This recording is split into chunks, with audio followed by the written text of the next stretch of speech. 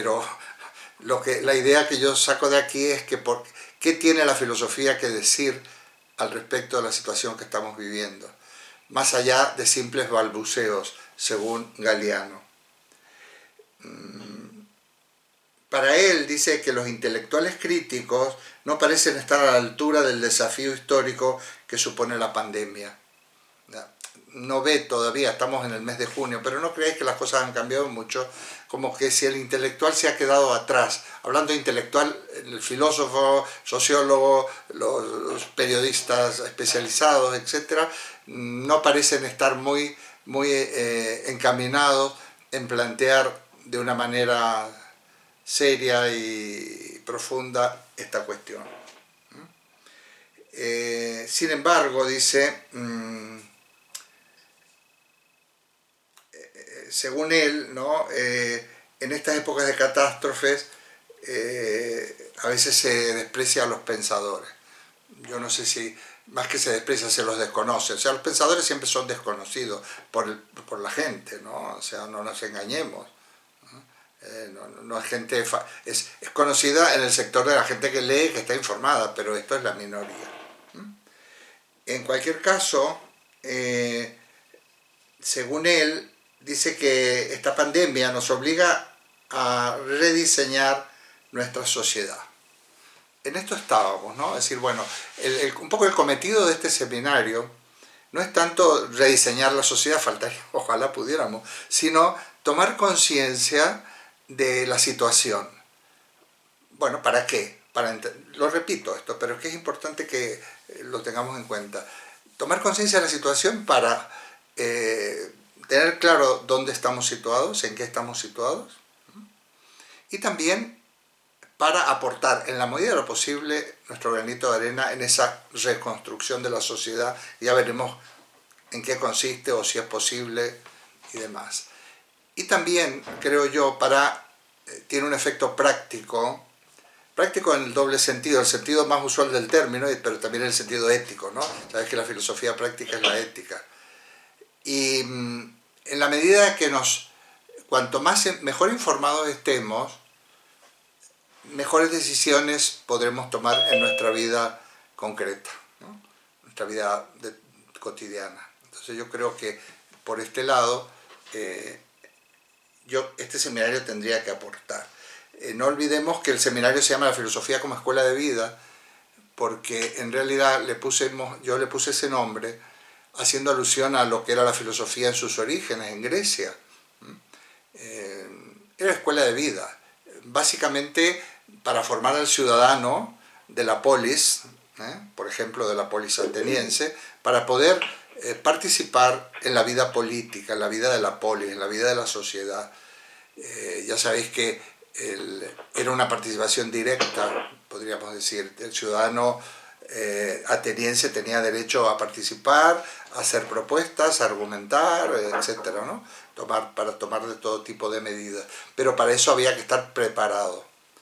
De ahí la importancia de los sofistas, de ahí la importancia de Sócrates, enseñarles a hablar, enseñar a que los jóvenes argumenten con sentido y sobre todo enseñar a persuadir, etcétera, ¿no? Digo los jóvenes porque, bueno, eran casi todos jóvenes, era una sociedad de jóvenes, no como la nuestra actual, ¿no? Entonces, es escuela de vida. ¿Y escuela de vida qué significa? Pues que la componente ética o moral es fundamental. La filosofía en la antigüedad clásica tiene dos grandes vertientes, que son complementarias por otra parte. Por un lado, la vertiente científica. Yo recuerdo cosas que están, que las hemos explicado en este seminario y que además el que quiera acceder a ellas me lo pregunta y yo doy el enlace directo, porque esto está escrito y está, sobre todo hay clases grabadas. Entonces, por un lado, la filosofía es la ciencia, es la episteme, que en griego quiere decir ciencia, y es realmente el mirar la realidad y tratarla desde un punto de vista racional, a través del logos. Y el resultado de eso es la episteme. El primer gran trayecto de la filosofía, que dura por lo menos un siglo, es el trayecto de la ciencia, es ciencia. Y fundamentalmente como la episteme o la ciencia se dirige a la naturaleza, es el estudio de la naturaleza, y naturaleza en griego se dice physis, pues la primera ciencia es la física. Y podríamos decir que la primera filosofía es la física. Muy bien. Nosotros trabajamos mucho esto y además volveremos en algún momento a ello, no sé si en esta edición del seminario, pero hay que volver de una manera renovada. Pero la ciencia, pero realmente el poder situar en nuestro entorno, en la naturaleza, nos lleva a la sociedad. O sea, en el primer paso sería situarnos en la naturaleza, segundo, en la sociedad en la que vivimos y de todas maneras, cómo el ciudadano se incardina en la sociedad. Y ahí está donde fundamentalmente escuela de vida, que se hacía en lugares concretos, desde el foro, la plaza pública, digamos, hasta en academias, en edificios donde se reunían, ¿no? Ahí está la famosa Academia Platónica o el Liceo de Aristóteles. Bueno, y yo creo que la filosofía siempre tiene que conservar este sentido de escuela de vida. Y por tanto yo he propuesto en varias ocasiones que también tiene que salir de los claustros. La filosofía tiene que transmitirse y comunicarse al ciudadano, a los ciudadanos de nuestra comunidad. Claro, no tiene que estar reservada solamente a aquellos que estudian una carrera de filosofía o a aquellos que estudian una asignatura complementaria en cualquier carrera. Claro, no podemos tampoco reproducir las características de la polis griega, de la polis ateniense, porque nuestras ciudades son mucho más grandes y tienen otras características. Aunque Tres Cantos se podría parecer bastante a una polis griega, dentro de una visión un poco entre utópica y literaria que yo tengo de esta ciudad en la que estoy viviendo desde hace unos años. Porque tenemos una relación más directa, porque nos podemos ver, porque nos podíamos ver sobre todo y dialogar entre nosotros y nos encontrábamos. Ahora la cosa está un poco más difícil. Entonces, si la filosofía es escuela de vida, la filosofía no puede soslayar la problemática actual. Vamos, en cada época. Y en este caso estamos viviendo una situación de excepción, que es la situación de la pandemia y todo lo que ello indica. Entonces tenemos que salir al frente, tenemos que salir al cruce de esto. Tenemos que expresarnos desde la filosofía y como filósofos. Somos todos filósofos, ya sabéis, en distinta dimensión y en función de... Pero como filosofía debemos expresarnos. Aquí estamos y vamos a seguir haciendo filosofía. Tal como decía la reunión pasada, no es una simple tertulia de opinión. Bueno, sí, cada uno puede decir lo que quiera, pero si queremos avanzar tenemos que intentar al menos aislar ciertos problemas, a ver si entre todos nos parecen que son cruciales y empezar a dialogar. No vamos a encontrar las respuestas inmediatamente, ni vamos... No, pero vamos a plantear bien las preguntas, vamos a escucharnos y bueno, y las opiniones de los demás, sobre todo en este seminario que está basado en el diálogo, pues las tendremos en cuenta. Siempre influyen, siempre. Sí, como aquí todo el mundo viene con buena voluntad, tiene ganas de aprender y ganas de... no viene con ideas preconcebidas, rígidas, inamovibles, pues siempre algo queda. Y ya sabéis, desde distintas posturas. Somos personas que ya tenemos una trayectoria de vida y tenemos una manera de pensar, tenemos unas convicciones, una escala de valores, y bueno, y bastante consolidada. Entonces, aquí no es que vayamos a cambiar profundamente, pero sí podemos incorporar nuevas ideas, nuevas situaciones, entender actitudes, y sobre todo ejercitarnos en el diálogo que tanto necesitamos, ¿no? Porque nuestra sociedad el problema que tiene, uno de los problemas es la ausencia de diálogo, es más bien el intento de imponer ideas y cuestiones, precisamente, además porque esas ideas respaldan o están respaldadas por inconfesables intereses de sectores de poder, ¿no?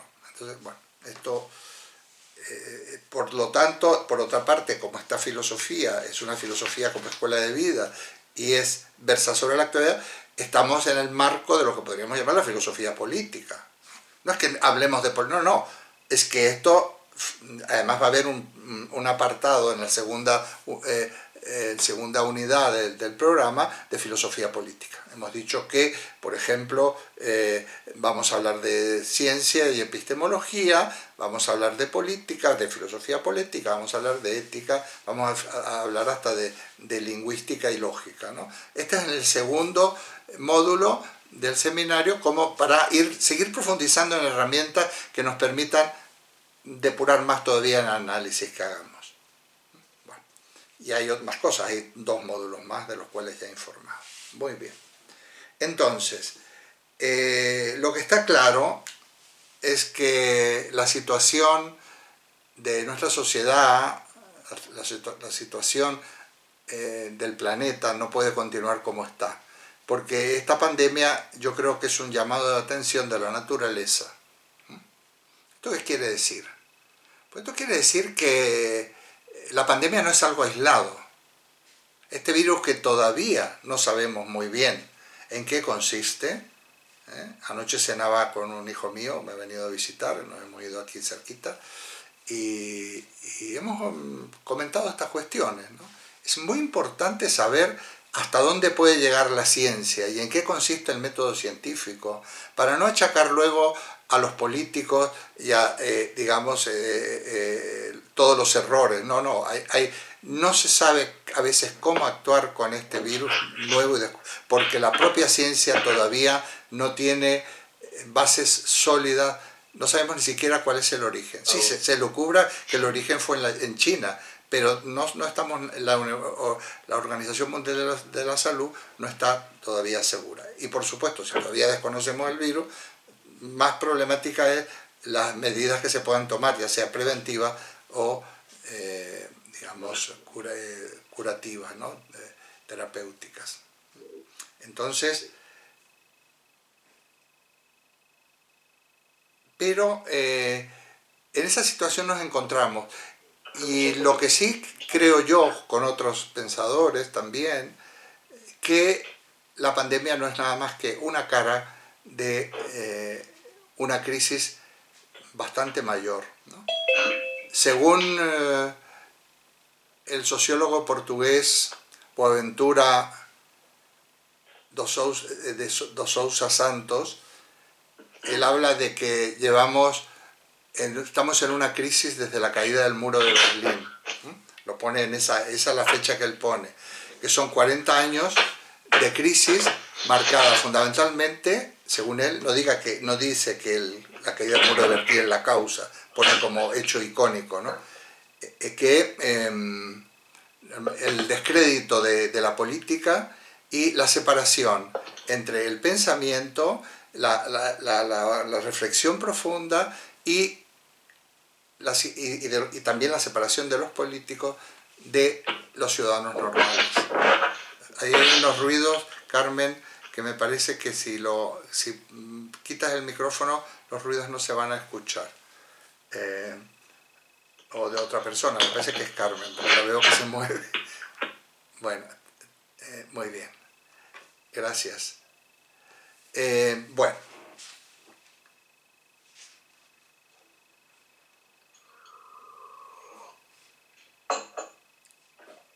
Según el texto que os mandé, o que os recomendé, dice que debemos construir herramientas teóricas para transformar las situaciones de injusticia en un ejercicio incesante que liga la teoría con la práctica.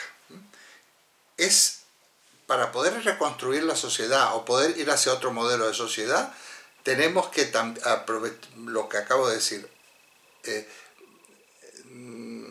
manejar, y como esta palabra se ha puesto, empoderarnos, por decirlo de alguna manera, de herramientas teóricas. Porque la ciencia siempre es teoría y el método siempre es teoría, desde el punto de vista de las capas del saber, ¿no? Pero la teoría no es algo vacío, la teoría surge de la realidad y permite implementar luego actuaciones concretas. Muy bien.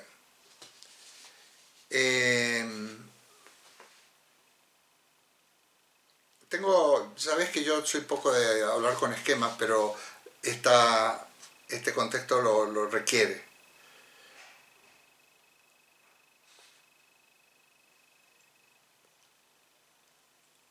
Según este Galeano, dice, este brote entonces requiere de cambios drásticos.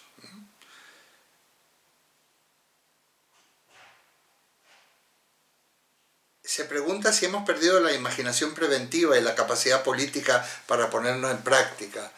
¿Qué pasa? ¿Por qué no ha podido? Nos ha sorprendido. ¿Qué ha pasado con la política? O sea, la política es inoperante. ¿Por qué? ¿Por qué no hemos podido resolver esta situación?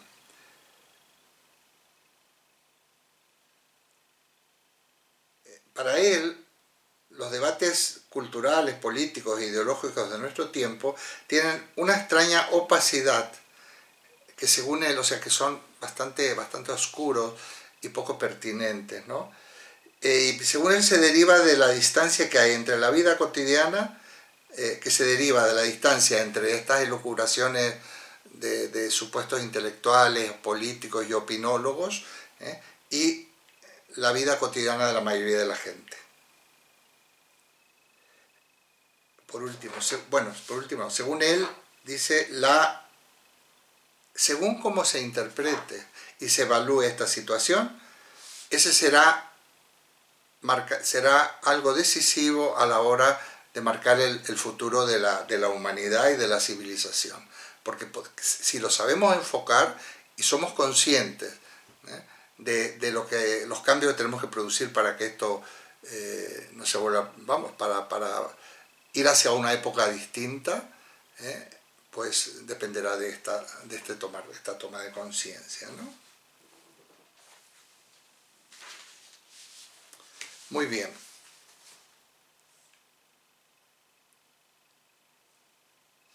Para Boaventura dos Sousa Santos, un autor que es interesante leer, es un portugués, pero es muy conocido en América Latina.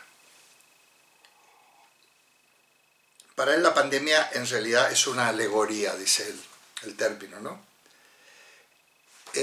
Porque fijaos, esto es una aportación de este sociólogo. A partir de ahora vamos a justificar muchas cosas precisamente por esta especie de invisible que todo lo puede, que todo lo fundamenta y que todo lo sustenta, que es la pandemia. La pandemia, según él, sería un todopoderoso invisible. Para él hay tres poderosos invisibles que dominan la vida de la gente, para él. Uno es Dios, el Dios, la divinidad, Dios, porque muchas cosas se hacen en nombre de Dios, ¿no? O la gente pide a Dios que haya una solución. No creáis que si vosotros no estáis rogando y orando para que esta pandemia se termine de una buena vez y todo se resuelva, probablemente seáis de los pocos de la sociedad y de la humanidad que no lo está haciendo. La gente reza y considera que la mejor manera de solventar esto es precisamente a través de la oración y la intervención divina. El propio presidente López Obrador, que es un interesante gobernante de México, en un determinado momento dijo que él llevaba siempre una medalla o un escapulario de la Virgen de Guadalupe y que eso era un remedio muy interesante para la pandemia, ¿no? Otro imponderable, otro todopoderoso invisible sería este virus, que no solo es invisible, sino que es desconocido y no sabemos en qué consiste.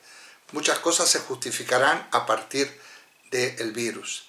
Y el tercer invisible para él son los mercados. Fijaos, los mercados, el Fondo Monetario Internacional, el Banco Central Europeo, los distintos son los que realmente están dirigiendo la situación. En este momento, la el destino de las actuaciones políticas se basan en los mercados. Porque lo que los mercados no lo permiten, ¿eh? Y lo que es inviable desde el punto de vista de esta entelequia que son los mercados, no se puede hacer.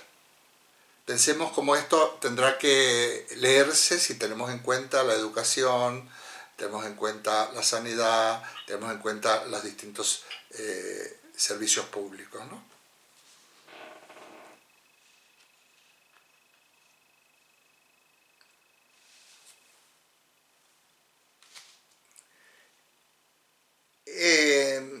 Hace una comparación con el unicornio y digamos que estos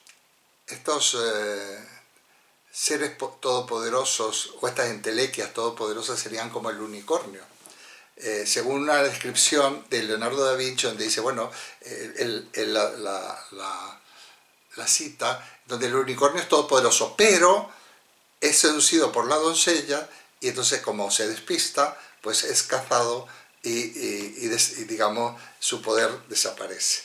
Entonces él dice que este unicornio, porque él dice que estos son los tres unicornios, Dios, los mercados y el virus, es mucho más astuto de lo que Leonardo da Vinci podía pensar, dice, porque nunca ha desaparecido. Por ejemplo, en la Revolución Rusa, aparentemente desaparece el capitalismo, dice, pero no os creáis de eso, dice, queda enquistado, queda como enmascarado durante toda la etapa del socialismo real, pero cuando realmente eso se deroga, vuelve a emerger. La cuestión esto es un análisis interesante porque también habla, por ejemplo, del colonialismo. Sí, dice, cuando se producen las revoluciones anticolonialistas ante el Imperio Español en América, aparentemente ya no hay colonias y sin embargo queda enquistado y luego van a tomar posesión de esta actitud colonial los propios criollos poderosos que no sé quién causó más daño a lo que es América Latina, si fueron los primitivos españoles, que por supuesto hubo de todo, o los criollos que se quedaron, y la pobreza que hay hoy en América Latina no se puede achacar a los españoles. O sea, que pregunten en México qué pasó, por qué fracasó la Revolución Mexicana. Pero de ahí que la culpa que de todos los males en México lo tenga Hernán Cortés y su gente, me parece un poco exagerado. Vamos a que, por ejemplo, aparentemente el machismo está en retroceso. Sin embargo, no está tan en retroceso, está simplemente enmascarado. Y en la época de confinamiento y de pandemia y de esta situación se nota que ha aumentado. Hay estadísticas importantísimas. Por ejemplo, en el país la violencia contra la mujer exactamente ha aumentado en un 36%, producto del confinamiento. La mujer está peor que antes, porque podríamos decir, bueno, estamos todos encerrados, por lo tanto la mujer ya no va a ser la responsable de las actividades de la vida doméstica de la casa y vamos a compartirla. Pues para nada, la mujer sigue pencando con todo lo que ha hecho siempre, cocinar, lavar, planchar, limpiar, atender a los niños. No digamos nada si tiene teletrabajo, que realmente es agotador tener teletrabajo y con los niños pululando por la casa, donde nadie colabora. Pero además dice una cosa muy interesante, que las mujeres son las grandes cuidadoras, tanto en la sociedad como en la vida privada, ¿no? ¿Quién cuida en la casa a los niños cuando se enferman? ¿Quién está pendiente incluso a los mayores? Pues son las mujeres. Yo no quiero extenderme en esto, ¿no? Pero habría que, una mujer aunque tenga fiebre, aunque esté pasando por un catarro, sigue adelante, porque hay que dar de comer a los niños, porque hay que acostarlos, porque hay que mandarlos al cole. Pero también en la sociedad, y hace la alusión por ejemplo, que hay mayoría de mujeres en la enfermería, en la asistencia social, en una serie de servicios. Bueno, por lo tanto, ese patriarcado, también habla del patriarcado, bueno, no voy a entrar en más cosas porque es muy, ¿cómo es? Es muy extenso el análisis, ¿no?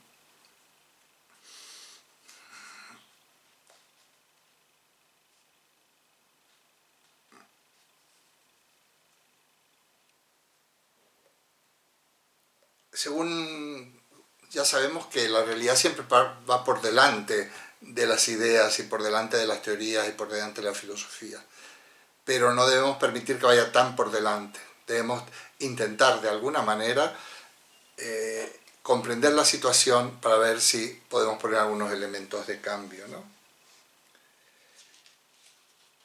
Pensemos en todos aquellos grupos de personas para los cuales la cuarentena es tremenda, ¿no? Ya sea para toda la gente que vive del trabajo informal, ya sea venta ambulante, ya sea repartidores falsos autónomos.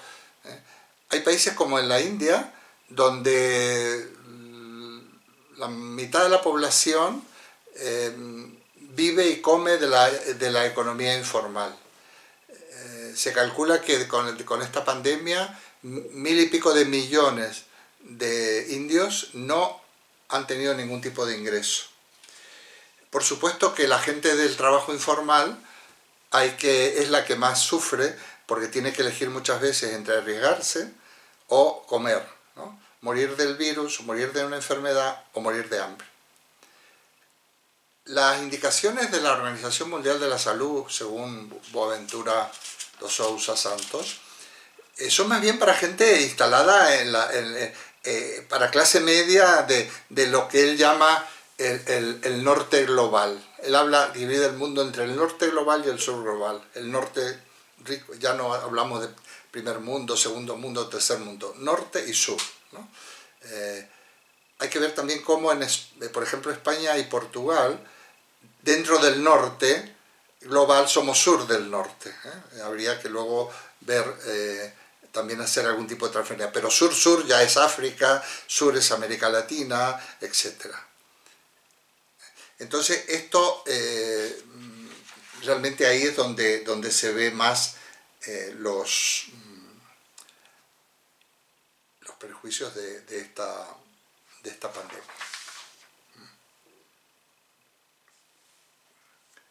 Pues se sigue mencionando a las personas sin hogar, los que viven, los homeless, los que viven en los túneles, abandonados, en las estaciones de tren y metro abandonadas. Esa gente realmente tiene un futuro muy malo en relación a estas pandemias.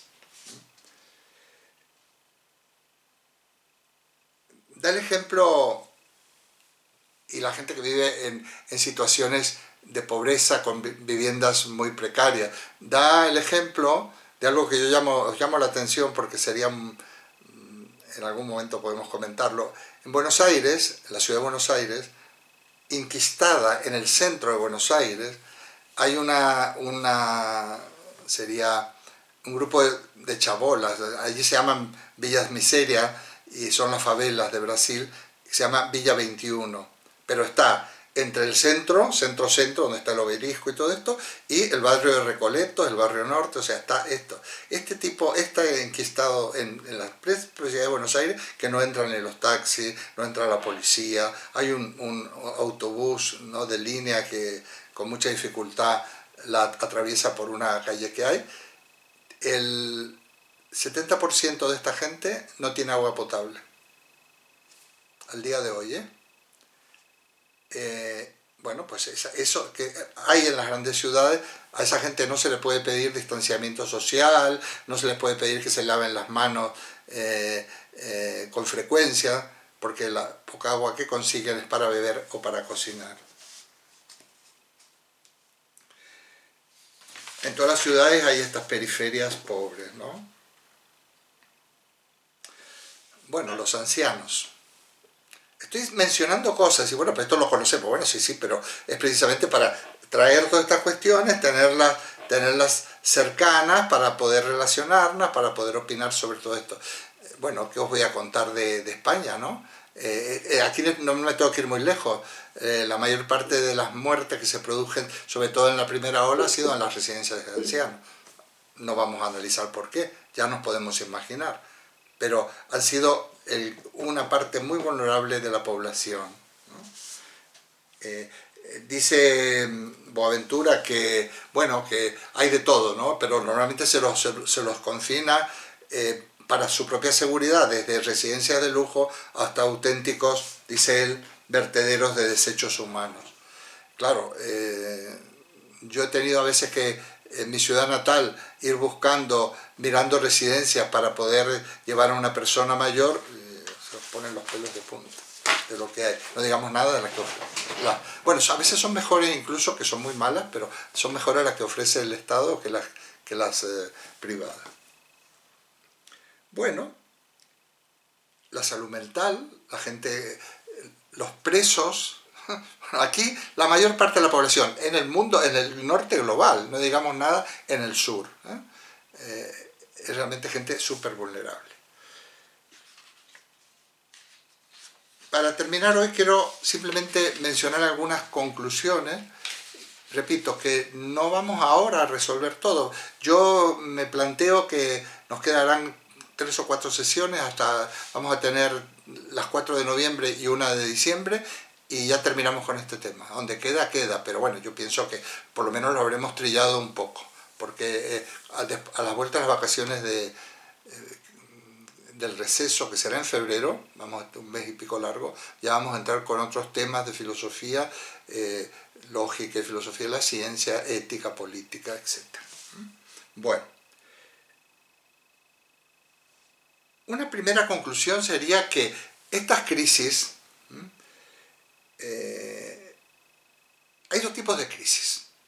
Una crisis lentas, que pasan desapercibidas, y unas crisis brutales que nos han sorprendido y que nos han hecho de repente tomar conciencia y buscar soluciones inmediatas.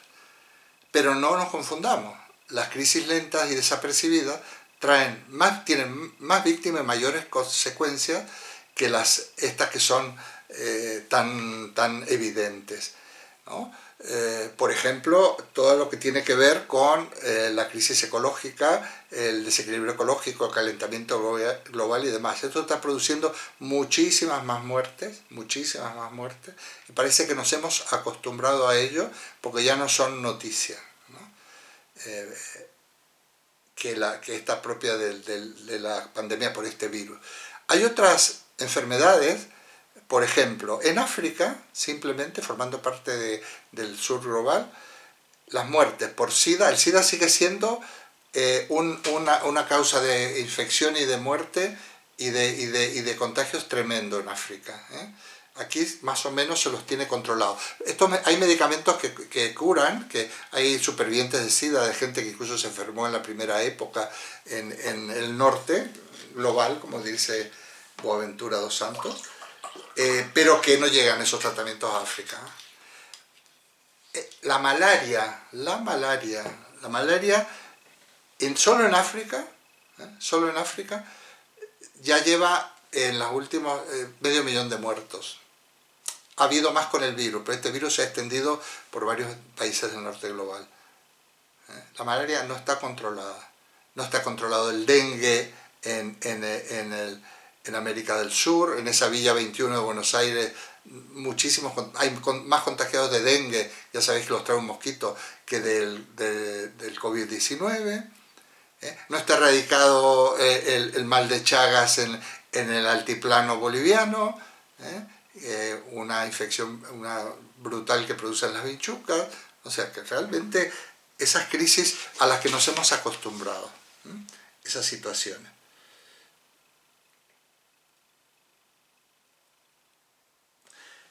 Las pandemias no matan indiscriminadamente, es lo que acabo de decir. Las pandemias, a pesar de todo, de que sí, hay gente joven que está ingresada en UCIs, hay gente, pero la mayoría de la gente son gente vulnerable, ya como punto de partida de la pandemia. Por lo tanto, esto hay que ser consciente porque son, de alguna manera, de una manera sorda, se está produciendo una especie de darwinismo social. ¿eh? La gente los negacionistas, entre otros, tienen claro todo esto y realmente ellos creen que no solo sirve para derribar gobiernos y para acusar a gobiernos más democráticos de mala gestión y de corrupción y de tiranía, sino también porque les vendría muy bien, o por lo menos ven con muy buenos ojos, que hay una cierta depuración de la población, dado que hay sectores de riesgo mayores y que por lo tanto podría ser una medida eugenésica, ¿no? Esto es brutal, pero en los discursos terraplanistas, negacionistas y conspiranoicos, pues esta variante eugenésica se da en todos ellos. Bueno, está el tema del capitalismo. El sistema capitalista ha llegado, no sé cuánto tiempo va a tardar en desaparecer, pero está dando sus últimos estertores, porque el capitalismo, como única solución, está viendo que fagocita todo, que subvierte todo, que hay una escala de valores donde el interés, digamos, del capital es fundamental por sobre cualquier otra cuestión, sobre derechos humanos, sobre la salud, sobre demás cuestiones. Y entonces tenemos que ir hacia una sociedad. Aquí algunas cosas que he leído son un punto moderadas, donde como mínimo el capitalismo no sea la única opción. No se dice que sustituirlo y eliminarlo, sino que haya otras opciones posibles. Claro, en el actual modelo, una de lo que se está insistiendo permanentemente, se está intentando demonizar los servicios públicos, diciendo que son inoperantes y que en manos del Estado se invierte pero no es eficaz, porque claro, lo que se trata es de favorecer la privatización de los servicios públicos. Entonces, el Estado es inoperante y por lo tanto los servicios públicos tienen que estar en manos privadas.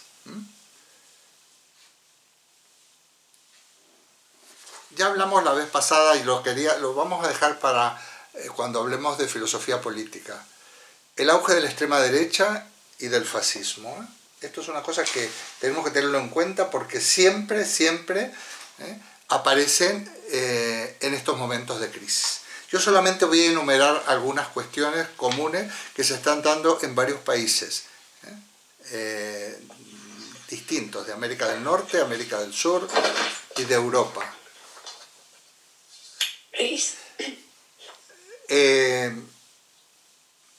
Esta actitud antisistema, parece que los antisistemas son otros, ellos son antisistemas. Porque sí, pero es que no me atrevo. Ay, Dios. Vale. Es que yo no puedo silenciar. Bueno, decíamos que... ¿Qué estábamos diciendo? Camino, por favor, ¿puedes silenciar tu micrófono? Camino.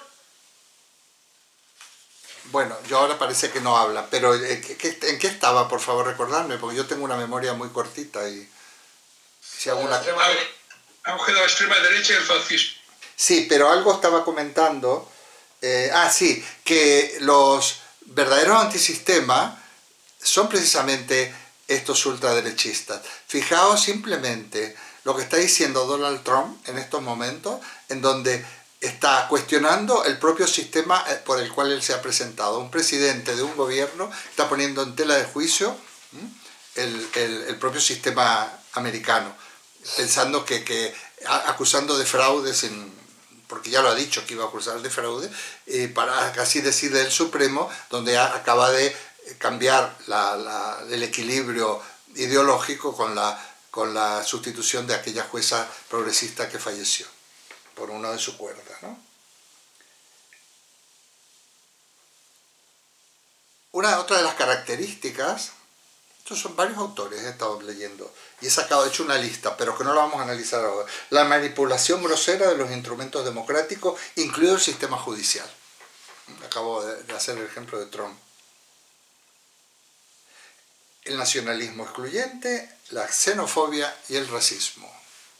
Estos forman parte del mismo grupo que puede, de los mismos sectores que pueden atentar con nuestro sistema de vida. El ataque a la investigación científica independiente y el ataque a la libertad de expresión.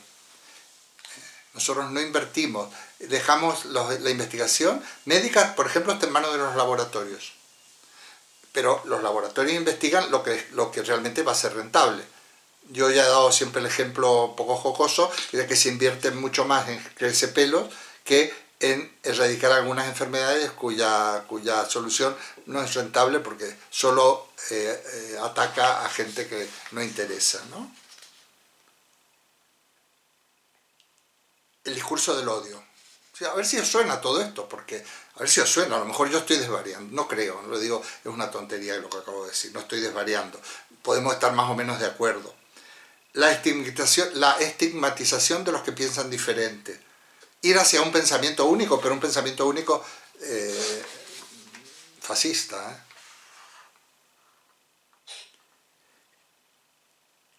El uso de las redes sociales como sustituto de la comunicación política oficial. Hay en día decisiones que se toman en un Twitter, en el Twitter, ¿no? Por un tweet. Se despide gente, se dimite, se calumnia, o sea, hoy en día pero la más inmediata de todas, que es el Twitter pues ha sustituido a las comunicaciones oficiales, a las ruedas de prensa, a la información acerca de la actividad parlamentaria. Se defiende el Estado mínimo. Curiosamente, este aparente Estado fuerte que antes defendía el fascismo clásico, ahora se defiende el Estado mínimo para precisamente que el poder esté en manos de los poderes financieros.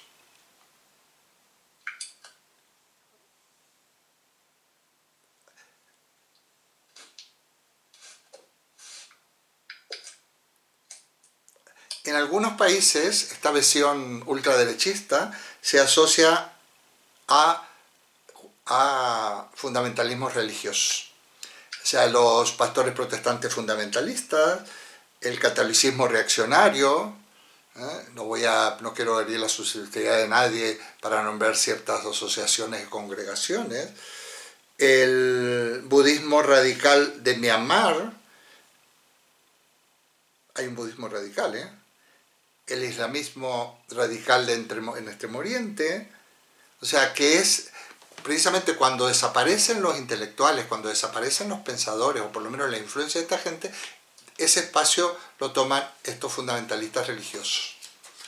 Todo esto es coherente con lo que estábamos diciendo. Aquí hay muchísimo, Yo creo que esto sigue siendo un programa y un planteamiento de cuestiones.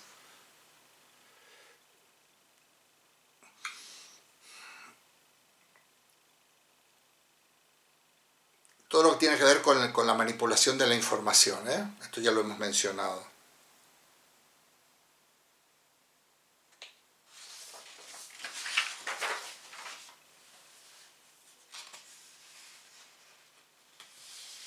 Bueno,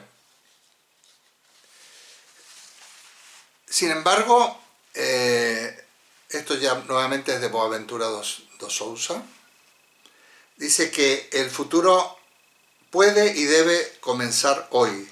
Dice, la pandemia y la cuarentena revelan que hay alternativas posibles, que las sociedades se adaptan a nuevas formas de vida cuando es necesario y se trata del bien común. Bueno, es optimista el amigo Boaventura. Esta situación es propicia para pensar en alternativas a la forma de vivir. Estamos concluyendo ya, En ausencia de alternativas, no será posible prevenir la irrupción de nuevas pandemias, según él. O sea, si nosotros no aprendemos de esta, porque se van a suceder, estas pandemias se van a suceder, porque para él, y para los pensadores que yo he consultado, y para mí mismo, esta pandemia es una crisis dentro de una gran crisis. Es precisamente una cara visible que en este momento hace eclosión, pero la cosa es bastante más profunda. curioso pensar, perdonadme, que la gente cree, pensemos que la gente cree que cuando esto desaparezca vamos a volver a la normalidad, a la anterior. A la anterior. O sea, es posible que haya ciertos intentos o ciertos reflujos que nos lleven a decir, bueno, pues ahora vamos a volver a lo de antes. Eso sería en todo caso es transitorio. Yo anoche lo comentaba con una persona, bueno, con mi hijo. En principio puede haber esta especie de vuelta a lo anterior, volver a la normalidad, ¿no? A la normalidad prepandémica. Pero esto ya no es posible. Y como mucho será un coletazo breve, porque o cambiamos o esto no tiene solución, ¿eh? No quiero ser catastrofista. Y se pregunta este pensador que si realmente estamos ahora en condiciones de plantear alternativas, ¿eh? La gente, cuando para la gente la alternativa es volver a la normalidad anterior. O sea, cuando pensamos que la solución a todo esto es que esto se acabe y volvemos a lo de antes, se abren los bares, la economía crece, el turismo florece y se revitaliza. Claro, mientras estemos pensando que la solución, en lo que nosotros, en nuestro imaginario nos lleve a que lo bueno es volver a lo de antes, nos vamos a pensar en que tenemos que ir hacia otro tipo de sociedad.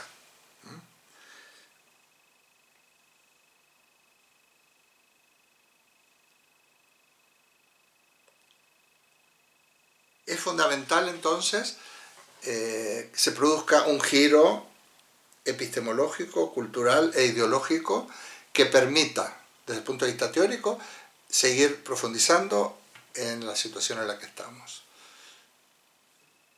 Yo, como veis, no he dado soluciones, no he dado soluciones.